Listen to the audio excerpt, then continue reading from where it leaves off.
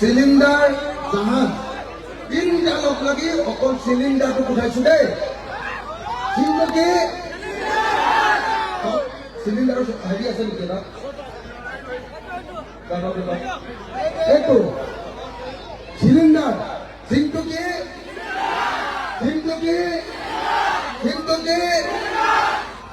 এই তিনটা মানুহক চিনি পাইছেনে কোন কোন গৌৰৱ গগৈ অখিল গগৈ লুৰিণজ্যোতি গগৈ এই তিনটা গগৈ লগ লাগিছো এইবাৰ হিমন্ত বিশ্ব শৰ্মাক ব্ৰহ্মপুত্ৰ তেনেকে দলিয়াই পেলাব পৰা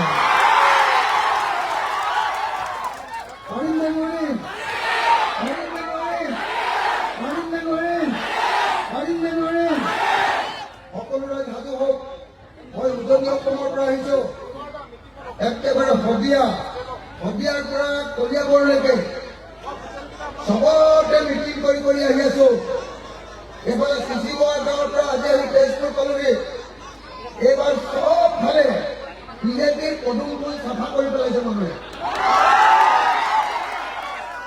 এইবাৰ পৰা পথাৰত আৰু পদুম ফুল থাকিবলৈ নিদিয়ে চব উঘালি দিছে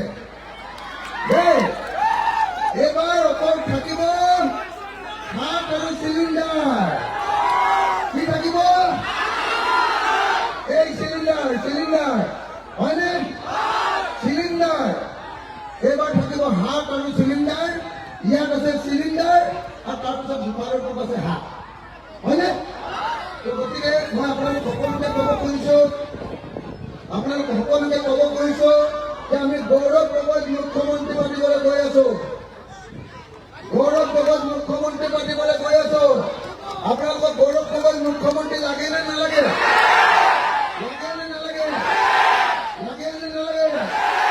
লাগে আৰু গৌৰৱ গগৈৰ লগত অখিল গগৈক লাগে নাই তাৰ লগত লুৰিণজ্যোতি গগৈক লাগে নাই তেতিয়াহ'লে কেইটা গগৈ এইবাৰ তিনিটা গগৈয়ে বিশ্ব শৰ্মাক এবাৰ উফৰাই পঠিয়াব হয়নে এইবাৰ তিনিটা গগৈ হিমন্ত বিশ্ব শৰ্মাক উফৰাই পঠিয়াব এইবাৰ হিমন্ত বিশ্ব শৰ্মাক উফৰাবলৈ কোন আহিছে হিমন্ত বিশ্ব শৰ্মাক উফৰাবলৈ কোন আহিছে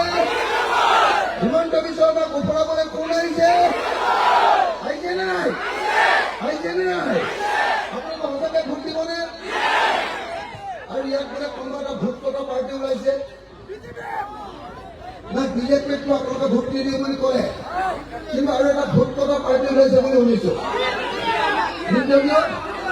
এই নিৰ্দলীয় বোলা বস্তুটো কেতিয়া ভোট নিদিব সি বিজেপিকে কৈ জইন কৰি দিব বুজাবি নাই নিৰ্দলীয় বোলা ভোট নিদিব নিৰ্দলীয় কি কৰে হয় বিৰোধী পক্ষৰ ভোট ভাঙে নহলে কেতিয়াবা কিবা কাৰণত যদি জিকে তাৰপিছত গৈ আকৌ চৰকাৰী পক্ষকে ভোট দি দিয়ে হয় নে নহয় সেইকাৰণে নিৰ্দলীয় কেতিয়াও নেচাবই আৰু নিৰ্দলীয় ফালে নেচাবই হ'বনে মই বেছি দীঘলীয়া নকৰো যদি কংগ্ৰেছ আৰু ৰাইজৰ দলে চৰকাৰ কৰো 5টা কাম কৰি দিম 5টা কাম এতিয়া অৰুণোদয় আধা মহিলাই পাই আছে চবে পোৱা নাই ন মই আপোনালোকক বহুত ছাত্ৰই কৈছো যে ৰাইজৰ দলৰ আৰু কংগ্ৰেছৰ যদি চৰকাৰ হয় অৰুণোদয় 100 গৰাকী মহিলাৰ ভিতৰত 100 গৰাকী মহিলাকে অৰুণোদয় দিম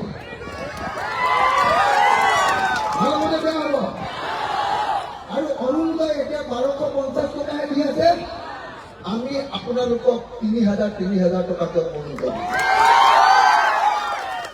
আৰু বৃদ্ধ পেঞ্চনো আপোনালোকক আমি 3000 টকাকে দিম যিবিলাক বুঢ়া মানুহ আছে বয়সীয়াল মানুহ আছে তেওঁলোকক 3000 আৰু অৰুণোদয় 3000 এইটো আপোনালোকে সকলোৱে পাব যিবিলাকে পোৱা নাই নহয় আমাৰ চৰকাৰ হোৱাৰ 6 মাহৰ ভিতৰত সকলো মানুহে অৰুণোদয় পাব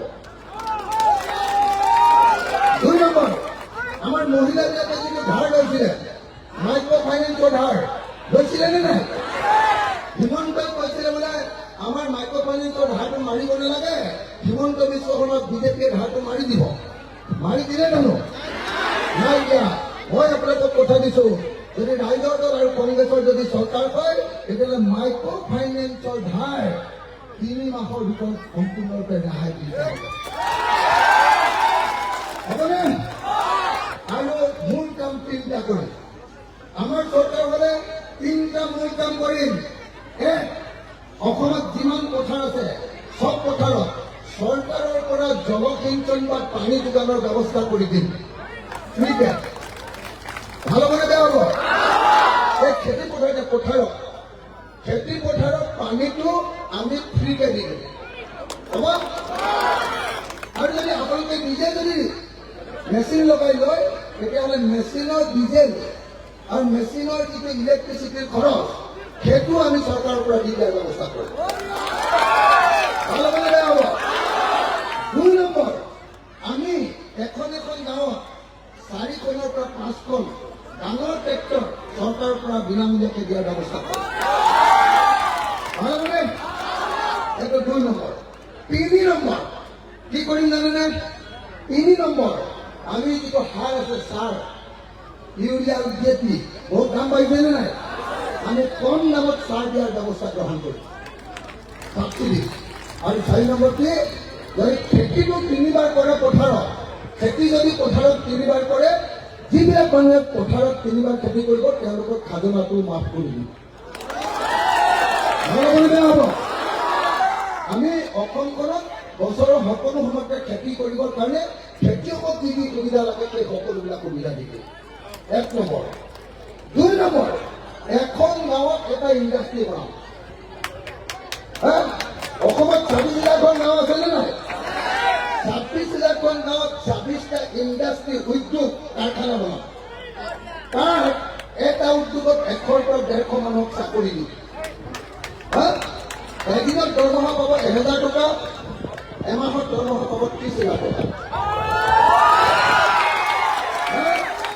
কোনো মানুহ বেংগলোৰলৈ গৈ চিকিউৰিটি গাৰ্ড কৰিব নালাগে। আমাৰ অসমতে নিজৰ গাঁৱত এটা চৰকাৰী ইণ্ডাষ্ট্ৰী বনাব, আৰু চৰকাৰে যিটো ইণ্ডাষ্ট্ৰী বনাব সেই ইণ্ডাষ্ট্ৰীটোত গাঁৱৰ মানুহবিলাকক আমি 30 লাখ টকাৰ দৰমহাত চাকৰি দিম, আৰু অসমৰ পৰা আমি নিবনুৱা সমস্যা শেষ কৰি পেলাম। ভাল হ'বনে? ভাল হ'বনে বেয়া হ'ব? অসমৰ বজাৰ অনলাইনক আৰু এৰি নিদিওঁ।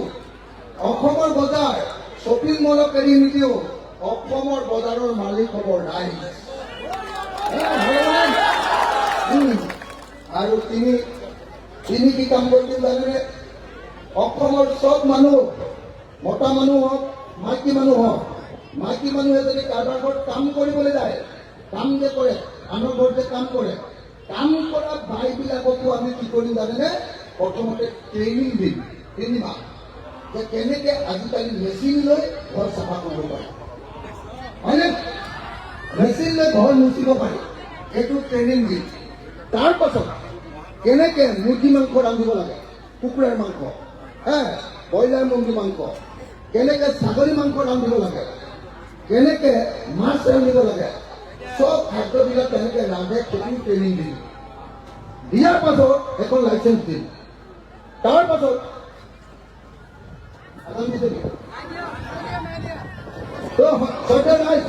আপোনালোকে বুজিলে? যিবিলাকে কাম কৰিবলৈ যাব এখন লাইচেন্স দি দিম, এখন আইডেণ্টিটি কাৰ্ড দি দিম, আৰু লগত কি কৰি দিম? লগতে আপোনালোকৰ কাৰণে আমি এযোৰ ড্ৰেছ দি দিম যিবিলাকে আনৰ ঘৰত কাম কৰিবলৈ যাব। এতিয়া আগতে 3000 টকা যদি দৰমহা দিয়ে, এনেকে পঠিয়াই দিলে 10,000 টকা দৰমহা দিব। ভাল হ'বনে বেয়া হ'ব? ভাল হ'বনে বেয়া হ'ব? ভাল হ'বনে বেয়া হ'ব?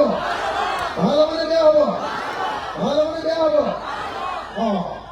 তাৰপাছত যিবিলাক ডেকা ল'ৰাই বেংগলোৰত চিকিউৰিটি গাৰ্ড কৰিবলৈ যাব, সিহঁতে চিকিউৰিটি গাৰ্ড কৰিবলৈ গ'লে 18,000 দৰমহা পায়। 18,000 কি চলিব? সেইকাৰণে চিকিউৰিটি গাৰ্ড কৰাৰ আগত ল'ৰাবিলাকক প্ৰথমতে আমি পুলিচৰ ট্ৰেইনিং ফ্ৰীকে দি দিম। তাৰপিছত লাইচেন্স দি দিম, তাৰপিছত আইডেণ্টিটি কাৰ্ড দিম, তাৰপাছত বেংগলোৰলৈ পঠিয়াম, আৰু বেংগলোৰ চৰকাৰক কম যে দৰমহা কিন্তু 18,000 দিলে নহ'ব, 40,000 পৰা 50,000 টকা দিব। আৰু মহিলাবিলাক, ছোৱালী আৰু বোৱাৰী মানুহবিলাক যিবিলাকে নাৰ্ছ কৰিব খুজিব, নাৰ্ছিং, মই নাৰ্ছিং ট্ৰেইনিংটো ফ্ৰীকে দি দিম। যদি অকল অসমীয়া ক'ব পাৰে অসমতে নাৰ্ছ কৰিব, যদি হিন্দী ক'ব পাৰে তেতিয়াহ'লে তেওঁক হিন্দী শিকাই আমি দিল্লীত ক্লাছ কৰিবলৈ পঠিয়াম আৰু যদি ইংৰাজী ক'ব পাৰে তেতিয়াহ'লে আমি জাপানলৈ নাচ কৰিবলৈ পঠিয়াম। জাপানত এজনী নাৰ্ছে কাম কৰিলে এবছৰত 1 কোটি টকা দৰমহা পায়। মই আপোনালোকক কথা দিছো 5টা কথা। কি কি কথা দিলো? এক, অৰুণোদয় সকলো মহিলাকে দিয়া হ'ব আৰু বৃদ্ধ পেঞ্চনকো সকলো বৃদ্ধ মানুহকে দিয়া হ'ব আৰু অৰুণোদয় আৰু বৃদ্ধ পেঞ্চন 3000 টকাকে দিয়া হ'ব। 1, 2, সকলো মানুহৰ যিমান বেংকৰ ধাৰ আছে বেংকৰ ধাৰবিলাক সম্পূৰ্ণৰূপে মহিলাবিলাকৰ বেংকৰ ধাৰবিলাক চৰকাৰে মাৰি দিয়াৰ ব্যৱস্থা কৰিব। 2, 3, আৰু এটা কাম, এই যে গেছ চিলিণ্ডাৰটো লৈছো আমি কেলে? এই মোদীয়ে গেছ চিলিণ্ডাৰ দাম বঢ়াই দিছে নহয়। আমি গেছ চিলিণ্ডাৰ দাম কমাই দিবৰ কাৰণে আমাৰ চৰকাৰ বোলে এটা গেছ চিলিণ্ডাৰ 500 টকা দিব।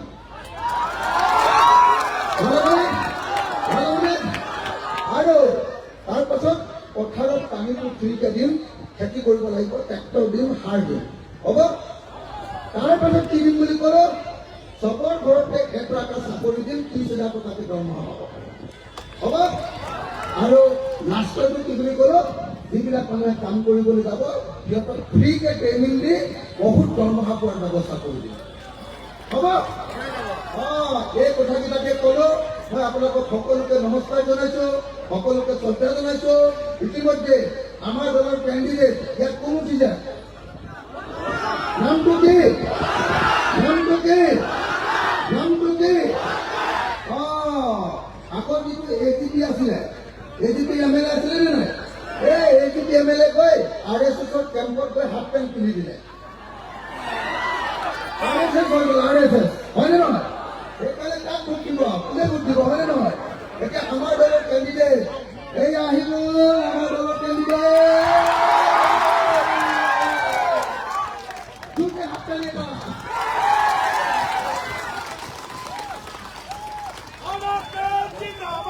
জিন্দাবাদ জিন্দাবাদ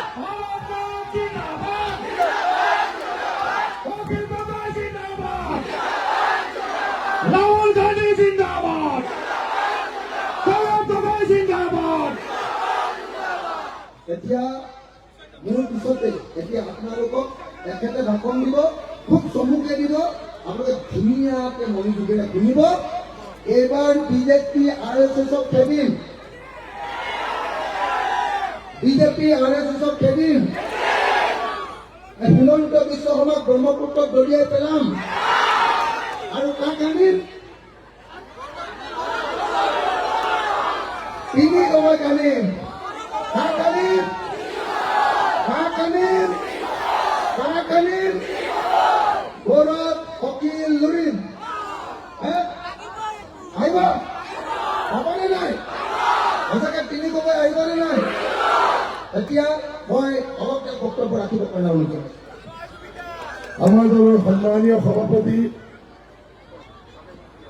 জনপ্ৰিয় নেতা, মানৱ দৰদী, দৰিদ্ৰ লোকৰ সদায় লগত থকা শিৱসাগৰ